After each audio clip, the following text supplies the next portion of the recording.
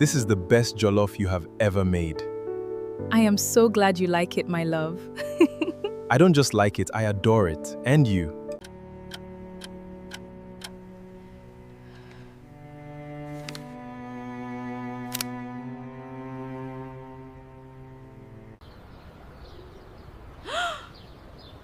A wedding invitation? Please let me explain. Get out of here! My ex-husband remarried 6 months after our divorce and expected me to attend the wedding. 6 months. That is how long my ex-husband waited before he married a woman young enough to call me auntie without blinking. And when the invitation card arrived at my gate, hand-delivered by his driver, as if we were still on speaking terms, I stood there in my doorway reading my own name written in gold cursive above the words, "You are cordially invited." And I laughed so hard, my neighbor came out to ask if I was all right. I was not all right, but I was not going to let Chinedu Okafo see that. Before I tell you what happened at that wedding, and what happened after it, 6 months after it, when the story that everyone thought was finished quietly began to unravel, stay with me. Because if you are new here, this is the place where women tell the truth about what marriage, motherhood, and betrayal really cost them. And all I ask is that you press that subscribe button so you don't miss where this one ends, because I promise you, it does not end the way you think. My name is Chidinma. I was 39 years old the year my marriage of 14 years collapsed. And if you had asked me at 30, when I married Chinedu in a hall in Enugu, with my mother weeping tears of joy into her wrapper, whether I would one day be standing in a doorway laughing bitterly at a wedding invitation with his new bride's name printed under his, I would have told you that you did not know what you are talking about. We were happy. I want you to understand that before anything else, because so much of what came after tries to erase it. We were happy, or at least I believed we were, for a very long time. Chinedu and I met at a wedding, which I have always found darkly funny, given how things turned out. I was the bridesmaid of a woman who is no longer my friend, for reasons that will become clearer later, and he was a groomsman on the other side, tall, quiet in the way that made you want to know what he was thinking, with a laugh that came late and rare, and therefore felt like a prize when you earned it. He worked in logistics then, moving goods up and down the Lagos-Onitsha corridor, building something small into something that would, over the years, become something substantial. I was a school teacher. We did not have much money in the beginning. I remember our first apartment in Surulere, 1 bedroom, a fridge that hummed too loudly, and how we used to sit on the floor because we could not yet afford a proper sofa, eating rice from the same plate because we only had one clean one. I tell you this because I need you to understand that whatever Chinedu became later, whatever the money and the years and the other woman turned him into, he was not born that man. Something in him changed, slowly, the way a house changes when termites get into the foundation. You do not see it happening, you only see the collapse. In those early years, Chinedu used to call me from the road, from whatever dusty junction his truck had broken down in, just to hear my voice before he slept in the cab. He used to write my name on the invoices he sent out, a private joke between us, C. Okafor Logistics, even before I had officially become an Okafor, because he said saying it out loud made it feel more real, more certain. I fell in love with a man who counted coins with me on the kitchen table on the last day before his salary came in, who was not ashamed to be poor with me, who used to say that whatever we built, we would build it together, brick over brick, so that no one could ever say it belonged to only one of us. I believed him for a long time. I had no reason not to. His mother, Beatrice, was polite to me from the very first meeting, and I want to be honest that I did not in those early years see anything beneath the politeness that should have frightened me. She was a formidable woman, the kind who ran her church women's group like a small government, who had opinions about everything, from how rice should be cooked to how a daughter-in-law should address her elders. And I absorbed those opinions the way young brides often do, eager to be accepted into a family that was not originally mine. I used to laugh it off. Chinedu used to tell me to ignore her, that his mother had opinions about everyone and everything, and that none of it changed how he felt about me. I believed that too. We had 2 children, Obina, who is 17 now, and has his father's silences and my stubbornness, and Ngozi, who is 14 and has never in her life been able to hide what she is feeling, which made the divorce hardest on her because she could not perform the neutrality her brother managed. I raised them mostly alone in the last 5 years of the marriage, though Chinedu was still in the house, still at the head of the table on Sundays, still introduced as my husband at church functions. He was simply gone in every way that mattered. Business trips that multiplied, a phone that began sleeping face down on his side of the bed, a habit he had never had before. I noticed. Any wife would notice. But I want to be honest with you the way I was not honest with myself for those years. I noticed, and I chose for a long time to look away, because the alternative was to admit that the man I had built a life with for over a decade might be building another life somewhere else, brick by brick, the same patient way we had once built ours. The woman's name was Ifema. I did not know that yet. I only knew in the second to last year of my marriage that there was a woman, because there is always a way a wife knows even before she has proof. A texture in the silence, a new cologne, a laugh on the phone that does not belong to any business call.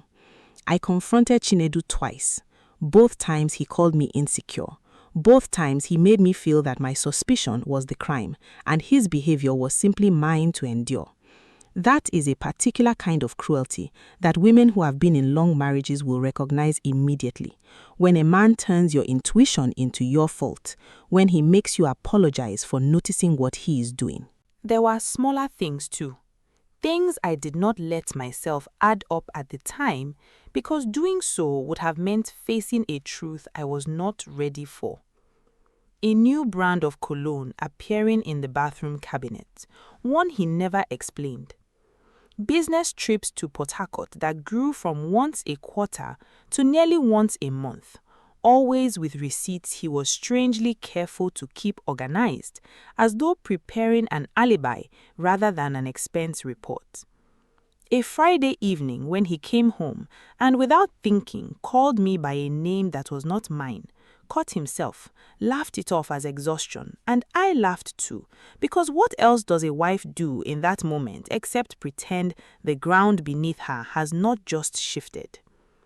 I want to pause here, in the middle of this story, before I tell you what I finally found and what it cost me to find it, and just say thank you for sitting with me this far.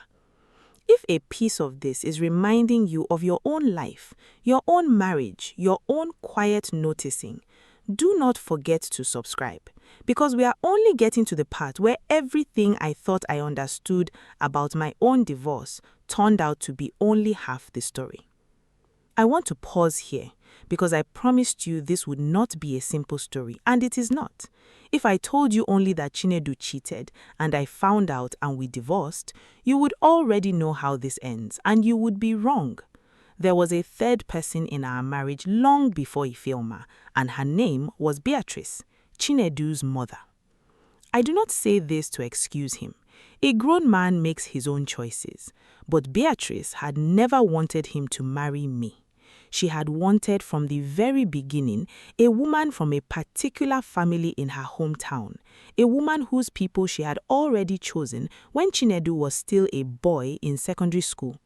And when he brought me home instead, a school teacher with no family land, no political connections, nothing but myself, she smiled at our wedding and cried at our reception and spent the next 14 years finding small, patient ways to remind her son that he had chosen wrongly. I did not understand for most of my marriage how much of what eventually broke us had her fingerprints on it. That understanding came later, and when it did, it changed everything I thought I knew about my own divorce. The unraveling, when it finally came fast. I found the messages on a Sunday afternoon while Chinedu was at his mother's house, an errand that had by then become suspiciously frequent. His phone had synced by some accident of technology he would later curse for the rest of his life to the family tablet the children used for homework. And there they were, 2 years of them. Ifeoma was 24 when it started. I remember doing that math, standing in my kitchen with the tablet shaking in my hand. 24, the same age I had been when I first met him, and I understood in that moment, with a clarity that felt like cold water, that he had not simply cheated on me. He had gone looking for the version of me he had married before life and disappointment and 14 years had happened to either of us. He wanted the beginning again, without having to live through everything that made a marriage worth having in the first place. I confronted him that night. I will not pretend it was dignified. I threw things. I said things I am not proud of. I remember standing in our bedroom, the tablet still glowing in my hand, reading messages out loud to him, as though the sound of his own words spoken back at him in my voice might finally make him understand what he had done. The messages where he told her she made him feel young again. The messages where he complained about me, about my moods, about how tired our marriage had become. Complaints he had not once brought to me directly in 14 years, but had apparently been composing in private to a 24-year-old for 2. But underneath the noise of it, Chinedu was almost calm. And that calm frightened me more than anger would have, because it told me he had already made peace with being caught. He did not deny it. He did not beg. He sat on the edge of the bed we had shared for over a decade, and he said, and I will remember these words until I die, "Chidinma, I have given this family everything I have. A man is allowed something for himself." As if I was an accountant he owed an explanation to, and not a wife he had promised his whole life. As if 14 years and 2 children and every sacrifice I had made for his business, his career, his mother's approval was simply the cost of doing business, and Ifeoma was the profit he had decided without consulting me that he was entitled to keep. I asked him, my voice shaking in a way I hated, whether he loved her. He did not answer that question directly, which was, I have come to believe, its own kind of answer. Instead, he told me that Ifeoma made him feel like a man who still had possibilities ahead of him, rather than a man whose whole future had already been decided 14 years earlier at a wedding in Enugu. I remember thinking, even through the devastation of that night, that there was something almost pitiable in the way he said it, as though the possibilities he was chasing were not simply a younger woman's attention, but a version of himself he believed he had lost along the way, and had decided, without ever discussing it with the wife who lost things too, that he was entitled to go looking for it. We separated within the month. The divorce took 8 more, dragged out by his lawyers over the business assets, because Chinedu's logistics company had grown into something worth fighting over, and grown, I would remind you, on the back of years when I had managed our home single-handedly so he could travel and build and expand while I stayed still. In the end, I received less than I deserved because I did not have the strength left to fight for more, and because Beatrice, through channels I only pieced together afterwards, made certain her son's lawyer was better than mine. And then, 6 months after the divorce was finalized, 6 months, when the ink on the papers had barely dried, when Ngozi was still crying herself to sleep some nights, and Obina was still pretending he was fine in the particular way boys pretend, Chinedu married Ifeoma. The wedding was large, it was loud, it was, I later learned from people who could not resist telling me, deliberately, viciously large, with a guest list that overlapped with mine by design, with a hall booked at the same venue where Chinedu and I had held our own reception 14 years before, as if he were not simply marrying a new woman, but erasing me from the very room where I was once a bride. And he sent me an invitation. I want you to sit with that for a moment, because when I first tell people this part of the story, they assume I am exaggerating, that no man does this. But Chinedu did. The card came with my name on it, cordially invited, as if I were an old family friend and not the mother of his children and the woman he had betrayed for 2 years while sleeping beside her every night. When I called him, genuinely stunned, to ask him what he thought he was doing, he said, without a trace of shame, "Chidinma, you are still part of this family. The children will be there. It would look strange if you are not." Look strange, as if my presence at his wedding to the woman he cheated with was a matter of appearances, a box to be ticked for the sake of how the Okafor family photographs would turn out. I told him no. I told him I would rather set myself on fire than sit in a hall watching him marry a woman half my age in the same venue where he had once promised to love only me. And he had the audacity, the sheer, breathtaking audacity to say I was being too dramatic, that I needed to grow up and be civil for the sake of the children. The children made their own decision, and I want to be clear that I never told them not to go. Obina, 17, and already tired of being caught in the middle, decided he would attend for exactly 1 hour, take pictures for the sake of peace, and leave. He told me this himself, sitting across from me at the kitchen table, and I nodded and told him I understood, because I did. Ngodi refused entirely. My 14-year-old daughter, who still had her father's number saved in her phone under a nickname from when she was small, sat me down as though I were the child, and told me she was not going to smile in photographs beside a woman who had helped destroy our family. I did not orchestrate that decision. I want you to know that clearly, because later, when the story of that wedding spread through our extended family, there were those who accused me of turning my children against their father. I did not need to. Chinedu had done that work all by himself, invitation by invitation, betrayal by betrayal, for years before I ever said a word.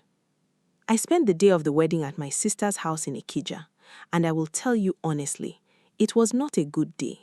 There is a particular grief in knowing that somewhere across the city, in a hall you once stood in as a bride yourself, your entire life is being replaced in real time with catering and asoebi and a live band playing the same high life songs that once played at your own reception.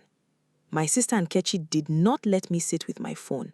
She took it from me physically and put on a film neither of us watched, and around 6 in the evening, when the wedding would have been reaching its peak, she poured us both a glass of wine and said, "Chidinma, today is the last day you owe that man any tears. Tomorrow we start building something new." I did not believe her that night. I want to be honest about that too. I did not believe there was a new waiting for me at 39, divorced with 2 children and a career that had been paused for so long I barely recognized my own transcripts anymore. Around 9 that evening, my phone buzzed with a photograph a distant cousin had thoughtlessly sent to a family group chat, not realizing, or perhaps not caring, how it would land.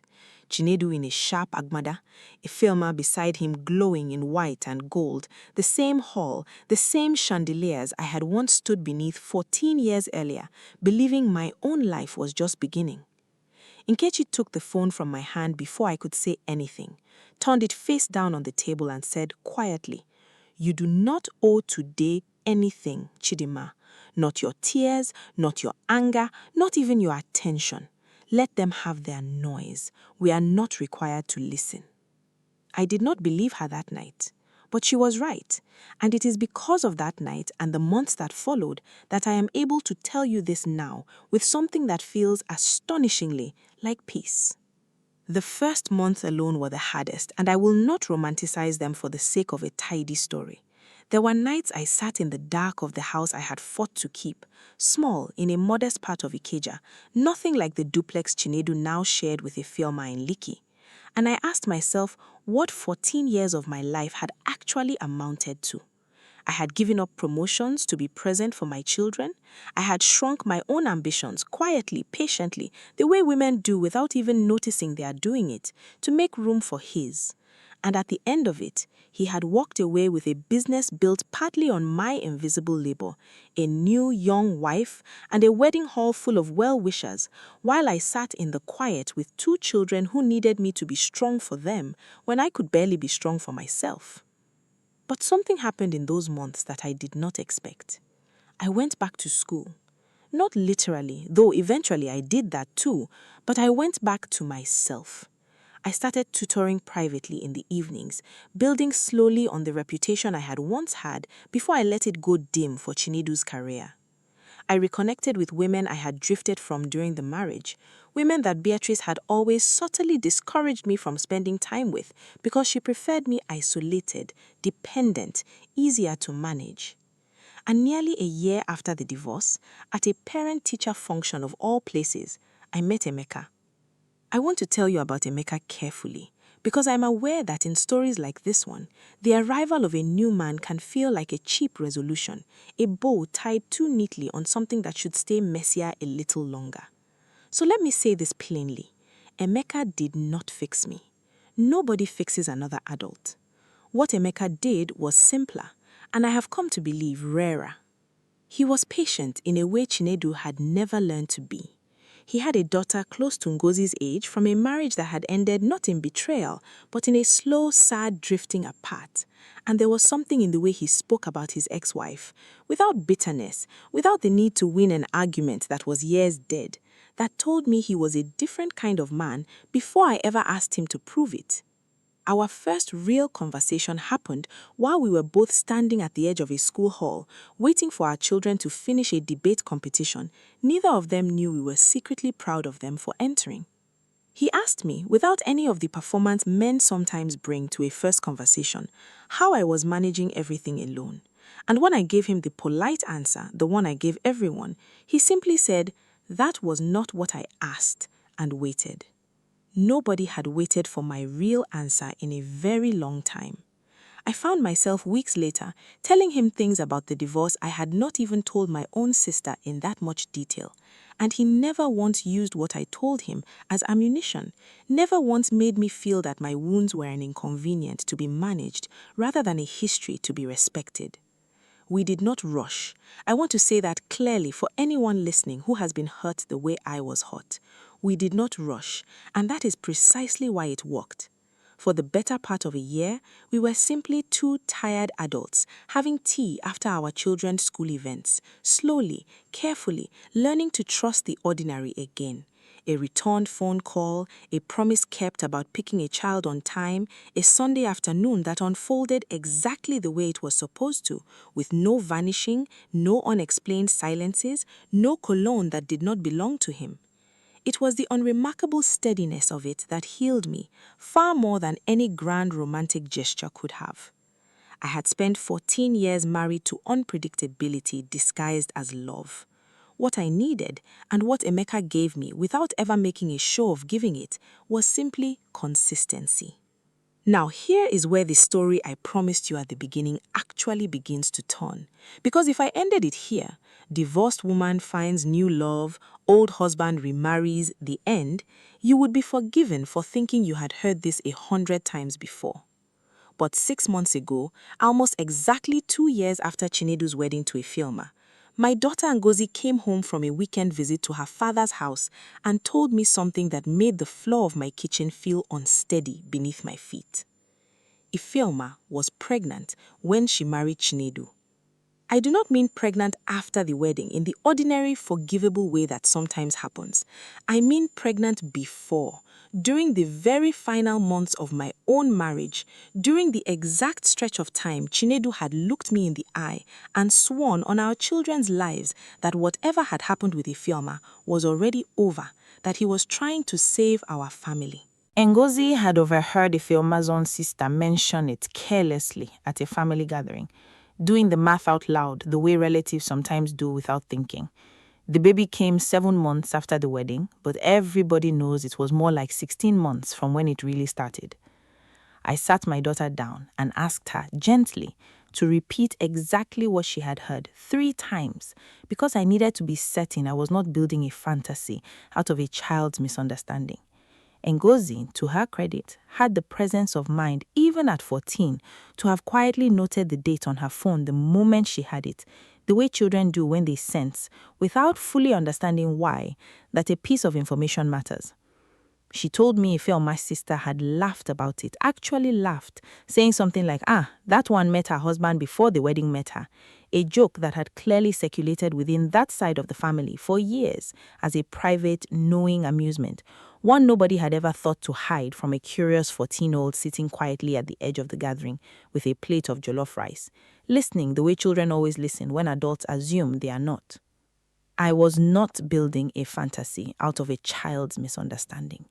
The timeline was unmistakable, and once I made myself sit down with a calendar and count backward, the way a wounded woman counts backward from a single sentence that has changed everything, it became undeniable. The child Ifeoma had given birth to 18 months into her marriage to my ex-husband had, by every calculation, been conceived while Chinedu was still legally and in the eyes of God and our children, my husband. I tell you this not for the scandal of it, though I understand it is scandalous, but because of what it revealed underneath it, a second layer to a betrayal I thought I had already fully grieved. For 2 years, I had believed, in the private place where a woman keeps her wounds organized so she can survive them, that at least the affair had ended before the final collapse of my marriage, that there had been a brief window near the end where Chinedu was, however belatedly, trying to choose his family. That window never existed. He had chosen Ifeoma while I was still fighting for us, while I was still making excuses for his distance to my own mother, while I was still, God forgive me, defending him to Ngozi when she asked me why her father was never home. I did not confront him immediately. I sat with it, because I have learned in the years since my divorce that the first thing a hurt woman feels is rarely the wisest thing to act on. And it was in that sitting with it, in the quiet weeks that followed, that the deepest layer of the story finally surfaced, the layer that even I, who had lived through all of it, had not fully understood until my sister Nkechi, of all people, put the final piece in my hand.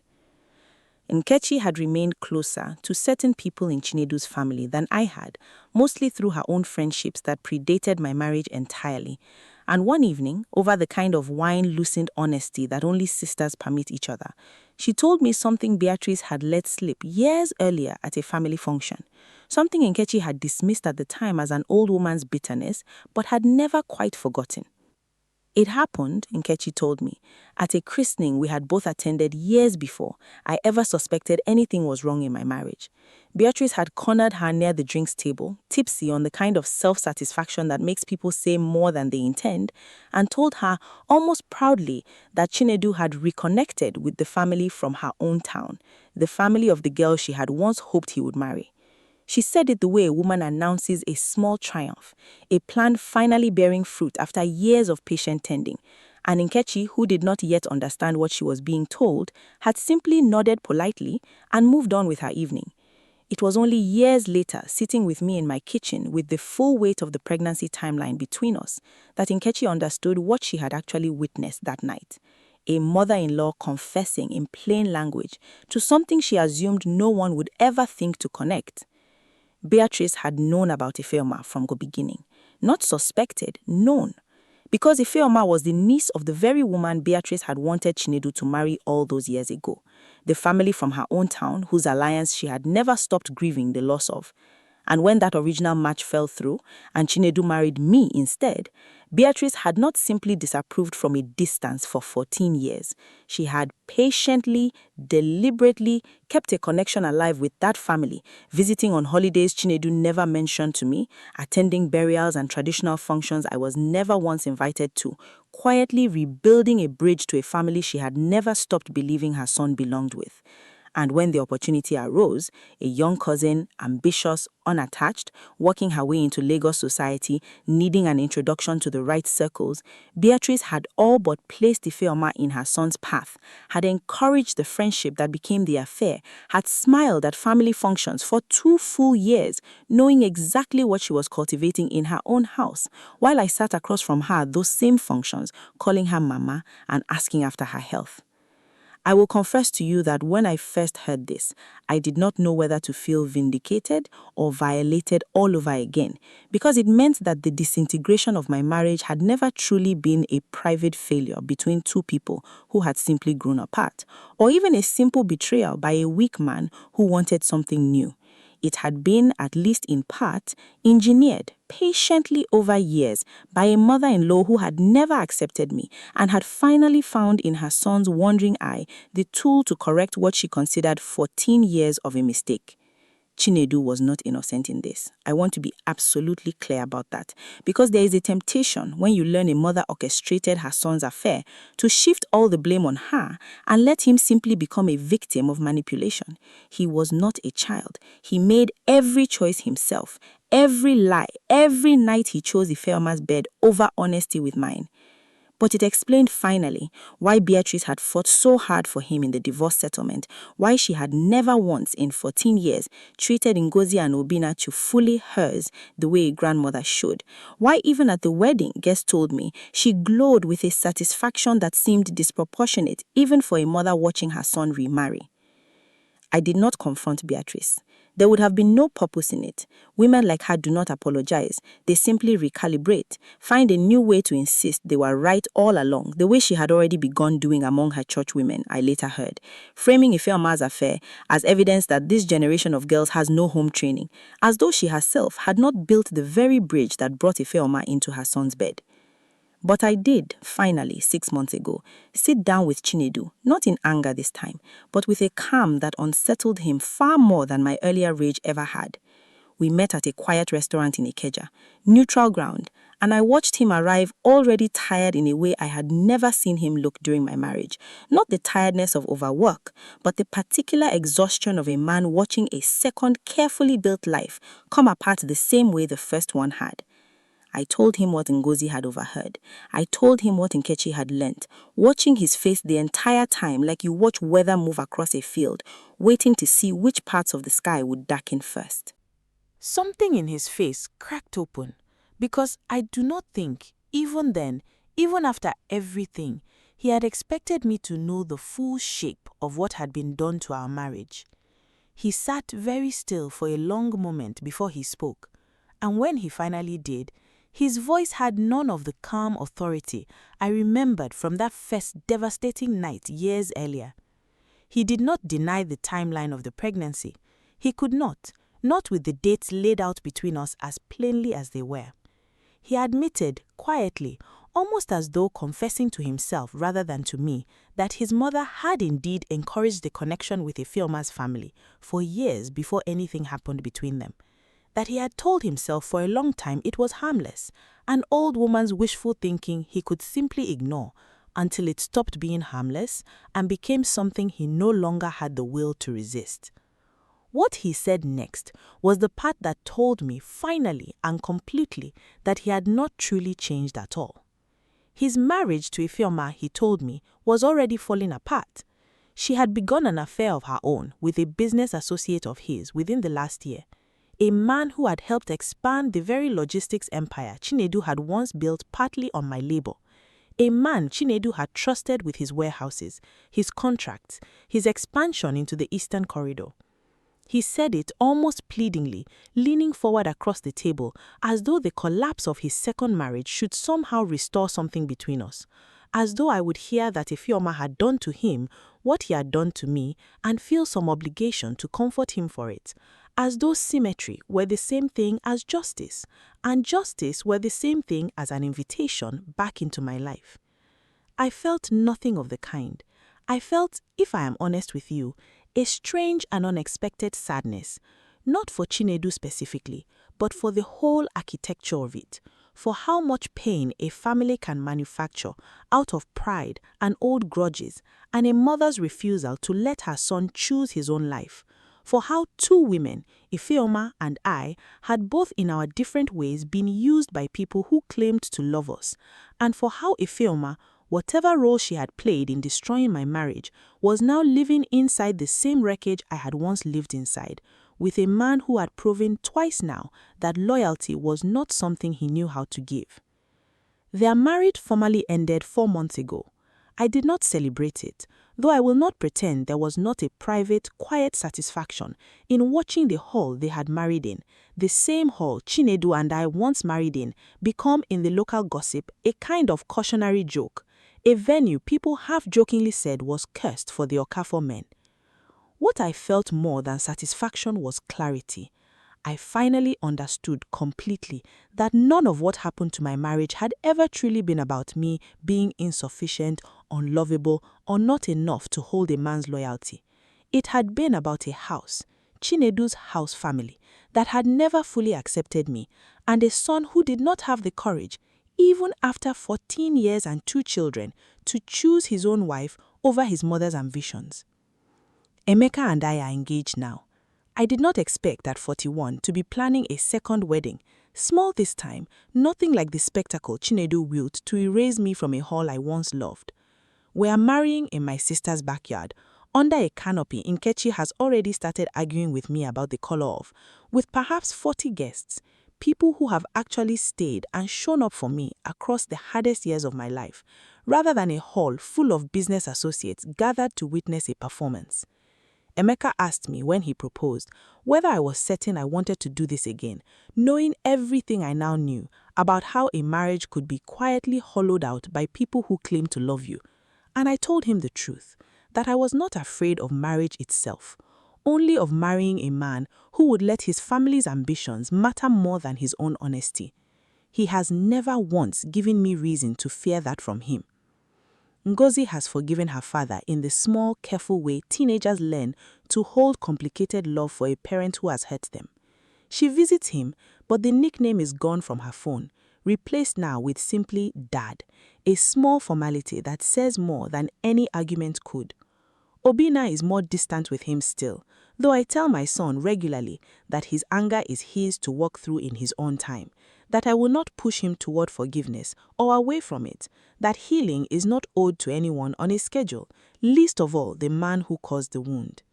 Chinedu, from what I hear, has moved back into his mother's house temporarily, a fact I did not expect to find as darkly poetic as I do.